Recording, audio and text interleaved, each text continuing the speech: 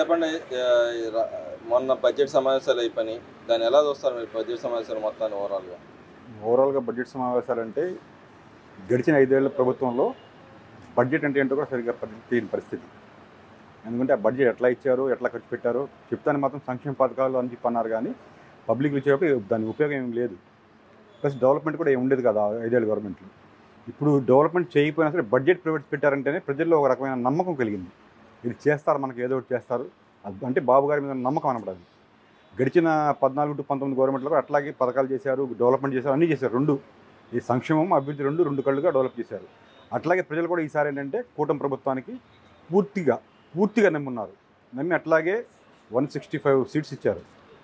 ఈ బడ్జెట్ కూడా ఏంటి, ఇచ్చిన బడ్జెట్ కూడా పూర్తి స్థాయిలో అందరికి అందేలా అభివృద్ధి ప్లస్ సంక్షేమం రెండు విధాలుగా రెండు కళ్ళుగా చూసి చేస్తారని చెప్పి పూర్తిగా ప్రజలు భావిస్తున్నారు. అందరూ ఆంధ్రప్రదేశ్ ప్రజలు మొత్తం భావిస్తున్నారు. నెంబర్ 1 బడ్జెట్ అన్ని విధాలు. సెషన్ ఎలా జరిగిందంటారు? ఓవరాల్గా సెషన్లో డిబేట్ ఎలా జరిగిందంటారు? సెషన్ బాగా జరిగింది సార్. సెషన్లో నెంబర్ 1 మీరు చూసే ఉంటారు. గడిచిన 5 ఏళ్లలో అది అసెంబ్లీ అంటేనే చీదర. అసలు అసెంబ్లీ చూడాలంటే, అసెంబ్లీ సమావేశాలు చూడాలంటే ఇంతకుముందు లైవ్ కోసం జనాలు ఆరాటపడేవాళ్ళు, అసెంబ్లీ సమావేశాలు చూడాలని చెప్పి.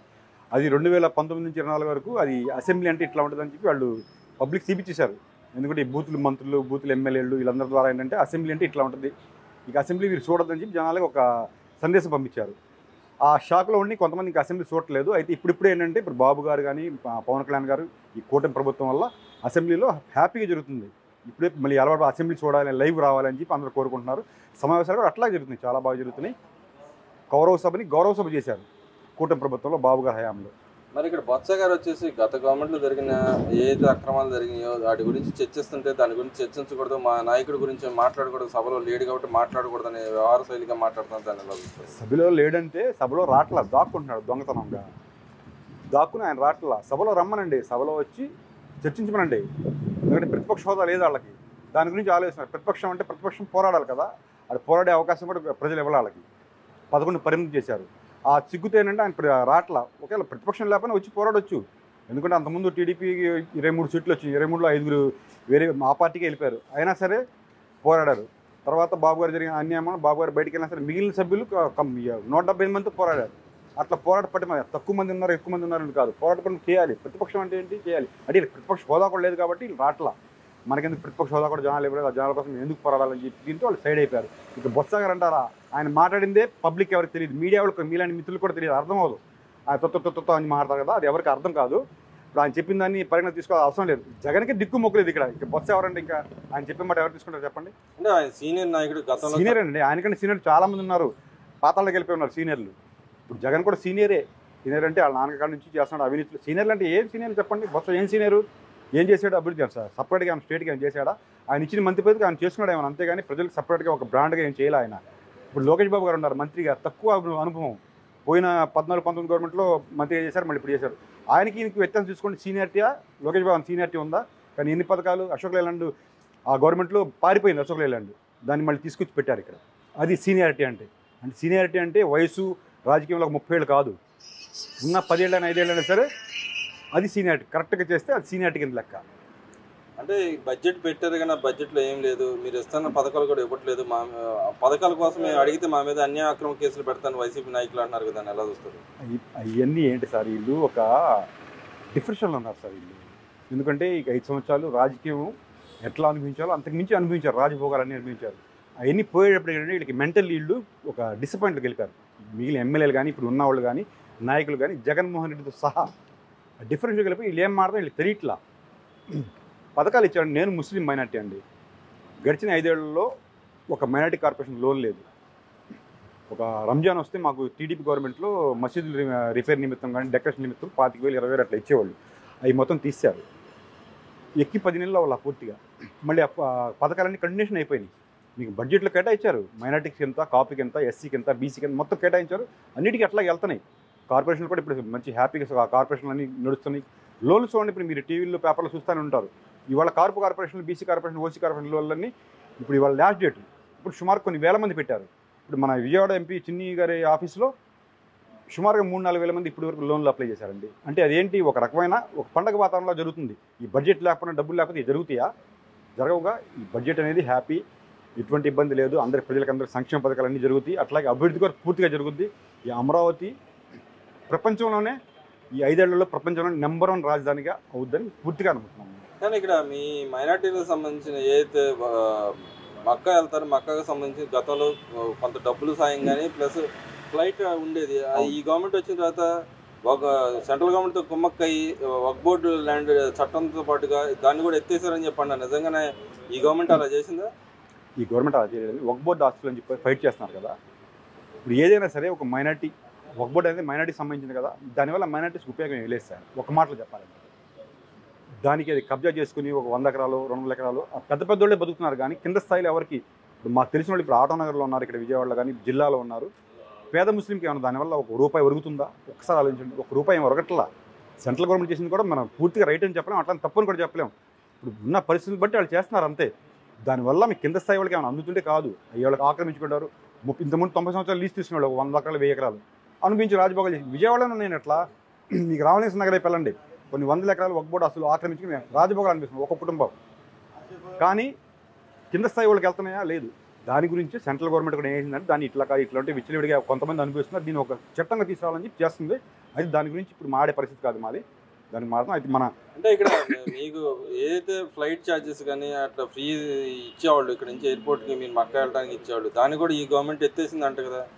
ఎత్తేస్తే ఏం కాదండి, కొంత ఇది జరిగింది. అయితే మా ముస్లింలు ఏంటంటేనండి ఈ హజ్ యాత్రకి అటు వెళ్ళేవాళ్ళు సొంత డబ్బులు కష్టపడిన డబ్బులతో వెళ్ళాలి సార్. యాక్చువల్గా మా ఖురాన్లో ఉన్న దేంట్లో ఉన్నా సరే ఏంటంటే మనం కష్టపడి చెమటోడు వచ్చిన డబ్బులతోనే హజ్ యాత్రకి వెళ్ళాలి. ఇట్లా సబ్సిడీ ఇచ్చి ఫ్రీగా ఇవ్వడానికి హజ్ యాత్ర మాకు యాక్సెప్ట్ అవ్వదు.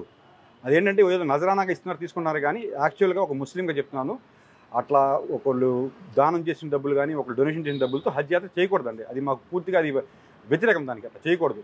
కొంతమంది పరిస్థితిని బట్టి ఇప్పుడు నాకు స్తోమత ఉంటే హజ్ యాత్రకి వెళ్ళాలి, అంతగా నేను అప్పు చేసో ఇంకోటి వడ్డీకి తెచ్చుకునో లేకపోతే దొంగతనం చేసో ఇంకోటి చేసో అట్లా వెళ్ళకూడదు. కష్టపడిన డబ్బులు కూడబెట్టి రూపాయి కూడబెట్టి ఆ డబ్బులతో వెళ్ళాలని మా ఖురాన్లో ఉంది. ఇప్పుడు మేము దాన్ని ఒప్పుకోము, క్యాలిక్యులేట్ చేసుకోమండి, నాకు ఇబ్బంది లేదు. ఎందుకంటే హజ్ యాత్ర అంటే పవిత్రమైన యాత్ర, దాన్ని మన సొంత డబ్బులతో వెళ్ళాలి. అట్లా గవర్నమెంట్ ఇచ్చే డబ్బులతో కూడా వెళ్ళదని నేను మనవి చేస్తున్నాను అందరికీ. అదేవిధంగా చూసుకుంటే ఇప్పుడు పిల్లి సుభాష్ చంద్రబోస్ గారు పార్లమెంట్లో నన్ను అంటున్నాడు, రాష్ట్రంలో అసలు అన్యాయ అక్రమాలు ఎక్కువైనాయి, దాడులు ఎక్కువని, మా మీద దాడులు జరుగుతుంది, అసలు లా అండ్ ఆర్డర్ లేదని చెప్పి సెంట్రల్ గవర్నమెంట్ ఇన్వాల్వ్ అవ్వాలని చెప్పి అడుగుతున్నాడు. దాన్ని ఎలా చూస్తారు? దాడుల గురించి ఈ శాంతి భద్రతల గురించి మాడే అర్హత వైసీపీ నాయకులకి ఎవరికి లేదండి. ఎందుకంటే దాడులు శాంతి భద్రత విఘాతం అనేది ఈ 5 ఏళ్లలో బీహార్ కంటే ఎక్కువ ఇక్కడ చూపించారండి. బీహార్ కంటే మన దేశంలో ఏమనుకుంటాం, బీహార్లో ఎక్కువ శాంతి భద్రత అదుపు తక్కువ, ఇక్కడ దౌర్జన్యాలు ఉంటాయని చెప్పి వినేవాళ్ళం, కళ్ళ ముందు చూసాం. ఇక్కడ ఈ శాంతి భద్రత గురించి మాడే అర్హత వైసీపీ నాయకులకి ఎవరికి లేదు. అసలు ఆ టాపిక్ కొట్టేయండి, అవసరంలా, వాళ్ళకి అర్హులు కాదు దానికి వాళ్ళు. అదేవిధంగా మిథున్ రెడ్డి గారు అంటారు, నా మీద అన్యాయ అక్రమ కేసులు పెడతాను, లిక్కర్ స్కామ్ నాకు అసలు సంబంధం లేదని చెప్పి అంటున్నాడు. మరి ఈ గవర్నమెంట్ అండ్ లిక్కర్ స్కామ్లో ఎవరైతే ఉన్నారో పాతదారులు అందరినీ బయటికి తీస్తాం, వాళ్ళ జైలుకి పంపిస్తాం అని చెప్పి ఈ గవర్నమెంట్ చెబుతుంది. ఏది నిజం అంటారు? ఇప్పుడు చిన్న ఎగ్జాంపుల్ అండి, మీకు టీడీపీ కూటమి గవర్నమెంట్లో అన్యాయం చేస్తే మన పార్టీ ఆ పార్టీ అని ఉన్నదండి. చంద్రబాబు గారు అదే పరిస్థితి, పవన్ కళ్యాణ్ గారు కూడా అదే పరిస్థితి. దానికి ఒక క్షమాభిక్ష ఉండదు, కంపల్సరీ చర్యలు తీసుకుంటారు. అది మా పార్టీ వాళ్ళ మీద చాలా ఇప్పుడు చూడండి, మా పార్టీ వాళ్ళకి చాలా వరకు చర్యలు తీసుకున్నారు. కొంతమంది మీద జరిగినాయి. మొన్న అక్కడ పిఠాపురం దగ్గర కాకినాడ దగ్గర జరిగితే ఇష్యూ పవన్ కళ్యాణ్ గారు సస్పెండ్ చేశారు, ఇన్ఛార్జ్గా ఉంటే తప్పు చేశారని. అట్లా ఉంటుంది మా కూటమి ప్రభుత్వంలో. అది వేరే పార్టీ వాళ్ళు చేశారా మన పార్టీ వాళ్ళు చేశారని కాదు, అతను తప్పు చేస్తుంటే కంపల్సరీ అతను శిక్ష అనిపించాల్సిందే. మిథున్ రెడ్డి కాదు, మిథున్ రెడ్డి తండ్రి అయినా సరే. అదేవిధంగా నిన్న పవన్ కళ్యాణ్ గారు ఒక సభలో వ్యాఖ్య చేశారు, 3 సంవత్సరాలు ప్రధానమంత్రి గారు కంటిన్యూ అయ్యారు, చంద్రబాబు నాయుడు కూడా 3 సంవత్సరాలు పక్కా సార్, దాంట్లో 3 సార్లు కంటిన్యూ అవ్వాలని చెప్పి రాసి పెట్టుకోండి. కూటమి ప్రభుత్వం అనేది చీలిపోద్దు అని చెప్పి డిస్ప్యూట్స్ వస్తాయి, విభేదాలు వస్తాయని చెప్పి అది ఎట్టి పరిస్థితులు జరగదు. ఎందుకంటే ఫస్ట్ టైం ఎమ్మెల్యే అయినా సరే చంద్రబాబు గారు ఉప ముఖ్యమంత్రి ఇచ్చి గౌరవించారు పవన్ కళ్యాణ్ గారిని. అదే గౌరవం ఆయన నిలబెట్టుకుని ఆయన మనస్ఫూర్తిగా సహకరిస్తున్నారు కూటమి ప్రభుత్వానికి. అట్లాగే కూటమి ప్రభుత్వంలో టీడీపీ, జనసేన, బీజేపీ విడిపోతామని జరగదు. ఇంకా 3 సంవత్సరాలుగా చంద్రబాబు గారు 100 ఏళ్ళు ఆయుర్వేదాలతో ఉంటారు. అప్పుడు దాకా చంద్రబాబు నాయుడు గారు ముఖ్యమంత్రి ఆంధ్రప్రదేశ్కి. అదేవిధంగా చూసుకుంటే ఏదైతే ఎమ్మెల్యేలు స్పీకర్ గారు నన్ను వ్యాఖ్య చేశారు, ఎమ్మెల్యేలు కొంతమంది వైసీపీ ఎమ్మెల్యేలు దొడ్డిదారిని వచ్చి సంతకాలు పెట్టి కనీసం హాజరు అవ్వకుండా వెళ్ళారు, హాజరు వేసుకుని పోయారు. వాళ్ళకి ఎమ్మెల్యే పదవి ఇచ్చింది, లోపలికి వచ్చి నిలబడి ఏదో అసెంబ్లీ చర్చకి పాల్గొని వెళ్ళాల్సింది పోయి ఇలా దొడ్డిదారిని వచ్చి ఏదో అసెంబ్లీలో ఇస్తున్న ఏదైతే తాయిలాలు ఉన్నాయో తీసుకోవడానికి పోవడానికి వచ్చారు తప్పితే ఉపయోగం లేదన్నట్టు మాట్లాడారు. దాన్ని ఎలా చూస్తారు? అంటే సార్ కొంత ఈ ఈ గవర్నమెంట్లో కూడా కొంత తప్పు ఒప్పులు జరుగుతున్నాయి. ఎట్లా అంటే అధికారులు కూడా పూర్తి స్థాయిలో ఇంకా ఈ ప్రభుత్వానికి ఫేవర్గా రాలా. కొంతమంది అధికారులు పాత జరిగిన గవర్నమెంట్ నాయకులకు కొంత తొత్తులుగా వ్యవహరిస్తున్నారు కొంతమంది. దానికి చిన్న ఎగ్జాంపుల్ మీకు విజయవాడ సిటీలో నుంచి చూపిస్తాను. ఈ అంబేద్కర్ గారి విగ్రహం ఉంది కదా పీడబ్ల్యూ గ్రౌండ్స్లో, అది అప్పుడు సీఎంగా ఉన్న జగన్మోహన్ రెడ్డి దాన్ని ప్రారంభించాడు. గవర్నమెంట్ మారిపోయి 10 నెలలు అవుతుంది. మీరు రోడ్డు మీద వెళ్తారో చూడండి, అక్కడ ఒక గ్లాసులో ఇప్పటికీ జగన్మోహన్ రెడ్డి ఫోటో ఉంటుంది. అక్కడ ఉండొచ్చండి. అది అధికారం అయిపోయింది. ముఖ్యమంత్రి ఆయన కాదు, ప్రజెంట్ ముఖ్యమంత్రి చంద్రబాబు నాయుడు గారు. కూటమి ప్రభుత్వం నడుస్తుంది. అది ఎందుకు తెలియదండి అంటే కొంతమంది అధికారులు తొత్తులుగా వ్యవహరిస్తున్నారు పాత వాళ్ళకు కూడా. అట్లాగే అసెంబ్లీలో అంటారా, ఈ దొంగల బ్యాచ్ అండి వీళ్ళు. దొంగతనాలకి ఏంటంటే వీళ్ళకి అలవాటు. ఈ దొంగల బ్యాచ్కి ఏంటంటే దొంగసాటుకి వెళ్తారు, సంతకాలు పెడతారు, వచ్చేస్తారు. వీళ్ళు ఫస్ట్ నుంచి జరిగింది ఇది. వీళ్ళు ఏంటంటే ఈ వైసీపీ వాళ్ళు ఎక్కడి నుంచి వచ్చారు, కాంగ్రెస్ నుంచి వచ్చారు. ఆ కాంగ్రెస్ అనేది దొంగల పార్టీయే. దాంట్లో నుంచి పుట్టుకొచ్చిన పార్టీ ఈ వైసీపీ, వైఎస్ఆర్ కాంగ్రెస్. ఇది పెద్ద దొంగలు, దోపిడి దొంగలు అయ్యారు. దొంగల నుంచి వచ్చి దోపిడి దొంగలు అయ్యారు వీళ్ళు. వీళ్ళకి సంతకాలు పెడతాం కానీ పెద్ద లెక్క. కళ్ళు మూసుకుంటే అసెంబ్లీలో ఉన్న కుర్చీలు, చైర్లు మొత్తం ఫర్నిచర్ కూడా దోసుకెళ్తారు వీళ్ళు అట్లాంటి వాళ్ళు. అంటే ఇక్కడ వాళ్ళకి జీతపత్యాలు ఇవ్వటం అసలు అవసరం అంటారా? రానప్పుడు జీతం అవసరం అంటే ఇప్పుడు ఒక చట్టం ఉందండి, అసెంబ్లీ చట్టం ఉంది కాబట్టి దాని ప్రకారం వాళ్ళకి ఇవ్వాల్సిందే. అయితే 6 నెలల్లో ఎంతో హాజరవ్వకపోతే అది అలా దాని సభ్యత్వం రద్దు అవుతుందని చెప్పి అంటున్నారు. అది ఎంతవరకు కరెక్ట్ ఏంటో మాకు పూర్తిగా తెలియదు. అయితే దానికోసం భయపడి వచ్చి దొంగసాటికి సంతకాలు పెట్టి వెళ్తున్నారని మేము అనుకుంటున్నాం. అయితే కొంత ప్రభుత్వం కూడా ఒక తీసుకోవాలి. అధికారులు కూడా కొంత అధికారుల మీద కూడా కొంత ఇది పెట్టాలి. కొంతమంది పూర్తి స్థాయిలో ఇంకా వాళ్ళకే సపోర్ట్, పాత గవర్నమెంట్ నడుస్తున్నట్టే కొన్ని డిపార్ట్మెంట్లు చేస్తున్నారు. దాన్ని లేకుండా చేయాలని మేము కోరుకుంటున్నాం.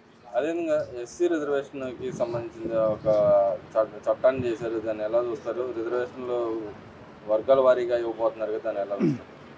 బాబు గారు ఏం చేసినా సరే ఆంధ్రప్రదేశ్లో ఉన్న ఎస్సీలు కానీ, బీసీలు కానీ, మైనార్టీలు కానీ, ఎస్టీలు కానీ అందరూ సంతోషంగా ఉండాలి, అందరూ కలిసి ఉండాలి, ఒకరికొకరు వర్గాలు లేకుండా కలిసి ఉండాలనే ఒక మంచి మనస్తత్వం గల మనిషి చంద్రబాబు నాయుడు గారండి. ఇప్పుడు మీకు విజయవాడలో చూసుకోండి, ఎక్కడో అవసరం లేదు. విజయవాడలో గడిచిన 10 ఏళ్ల క్రితం 2 వర్గాలు ఇక్కడ పోటాపోటీగా ఉండేవి. 2 కులాలు, 2 వర్గాలు. కానీ గొడవలు ఉండకూడదని చెప్పి 2 వర్గాలను ఒకే తాట పెట్టి తెచ్చిన మహోన్నత వ్యక్తి చంద్రబాబు నాయుడు గారండి. మీకు అర్థమై ఉంటుంది ఎవరనేది. వాళ్ళు 2 వర్గాలు, వాళ్ళ మొన్న రాష్ట్రంలోనే 2 కులాలు విడిపోయినాయి. అయినా వాళ్ళిద్దరిని ఒకే వేదికపై తీసుకొచ్చిన మహోన్నత వ్యక్తి చంద్రబాబు నాయుడు గారు. అట్లాంటి మనిషి కులాలుగా, వర్గాలుగా విడగొట్టి గొడవలు పడాలని కోరుకునే వ్యక్తి కాదు ఆయన. ఎవరైనా సరే వర్గీకరణ చేసినా ఏ చేసినా కూడా ఇద్దరికి ఇబ్బంది లేకుండా అందరికీ న్యాయం జరిగేట్టు చూసే మనిషి చంద్రబాబు నాయుడు గారు. అదేవిధంగా జగన్మోహన్ రెడ్డి గారి మీద కొత్తగా ఆయన కోర్టు రమ్మని చెప్పి అడుగుతుంది, రేపు హాజరవ్వాలని అంటారు. నిజంగానే వెళ్తారంటారు ఈసారన్నా? కనీసం వెళ్తారండి. మొన్నటిదాకా అంటే ఆయన అధికారం ఉంది కాబట్టి అధికారం అడ్డం పెట్టుకుని ఆ పై అధికారులతో కూడా అప్పుడు కేంద్రంతో కూడా సఖ్యతగా ఉన్నాడు కాబట్టి వాళ్ళని ఏదో మేనేజ్ చేసుకుంటూ వచ్చాడు. అయితే ఇప్పుడు అట్లా ఉండదండి. ఎందుకంటే పూర్తి స్థాయిలో కూటమి ప్రభుత్వం, ఇక్కడ ఆంధ్రలో ఉన్న కూటమి ప్రభుత్వం కేంద్రానికి పూర్తిగా సహకరిస్తుంది. కేంద్రంలో ఉన్న కూటమి ప్రభుత్వం కూడా ఆంధ్రలో ఉన్న ప్రభుత్వానికి సహకరిస్తుంది. ఈసారి మాత్రం అతను వదిలే పరిస్థితి ఉండదు. కంపల్సరీ లోపలికి వెళ్తామే. అయితే కర్ణాటకలో ఉన్న శివకుమార్ గారిని పట్టుకొని కాంగ్రెస్లో జాయిన్ అవుతున్నాడు అని చెప్పి పార్టీని విలీనం చేయడానికి రెడీ అయ్యాడని చెప్పి ఒక రూమర్ ఉంది. రూమర్ ఏం కాదండి అది. ఎలక్షన్ మీ రిజల్ట్ రాగానే 2వ రోజు 3వ రోజు నేను కర్ణాటకలో వెళ్ళి డీకే శివకుమార్ గారు కర్ణాటక మంది కలిసి డైరెక్ట్గా నేను వెళ్ళి కలిసి కాళ్ళ వెళ్ళపడి నన్ను పార్టీలో జాయిన్ చేసుకోండి అని చెప్పి. అయితే అధిష్టానం నన్ను ఒప్పుకోలా. ఎందుకంటే అతని మూలాన చాలా నష్టపోయింది కాంగ్రెస్ పార్టీ గడిచిన 10-15 ఏళ్లలో. తీసుకుంటే ఒప్పుకోలేదు. ఫస్ట్ ఇప్పుడంటే ఎలక్షన్ రిజల్ట్ రాగానే వెళ్ళి డీకే శివకుమార్ గారు కలిసాడు. ఆయన కలిసి విలీనం చేస్తాను, నాకు ఇది ఇవ్వండి అది ఇవ్వండి అని చెప్పి. అయితే ప్రాసెస్ జరుగుతూ ఉంటుంది. అది పెద్దగా అయినా కాంగ్రెస్ పార్టీలో విలీనం అవసరం లేదండి. అది విలీనం అవ్వకపోయినా 1 సంవత్సరం హోదాలో అయితే వైఎస్ఆర్ పార్టీ అనేది ఉండదు. విలీనం చేస్తానికి ఆ 11 మంది కూడా ఎమ్మెల్యేలు ఉండరండి. చివరికి ఏపీలో ఆయన విషయాన్ని ఎత్తేసినట్టేనా?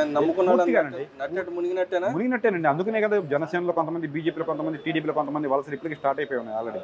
ఇప్పటికి ఏంటంటే తాళాలు వేస్తున్నారు ఎవరిని రావద్దని చెప్పి కూటమి వాళ్ళు. అయితే వచ్చి ఆ గుమ్మల దగ్గర కాపలా కూర్చున్నారు. ఇప్పటికే అది తాళం తీస్తే ఉన్న మంది కూడా లోపలికి వెళ్ళిపోతారు.